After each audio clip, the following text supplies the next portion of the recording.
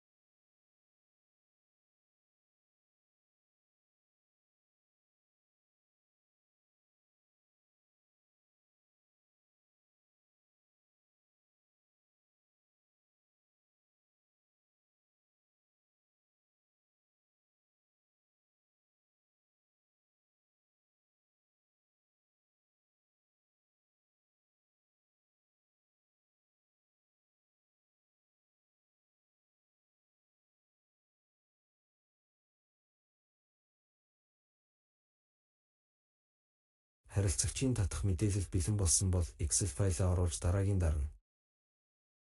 Үзүүлэлтэнд Excel загварын багны үсгийг холбож ажилуулах дарна.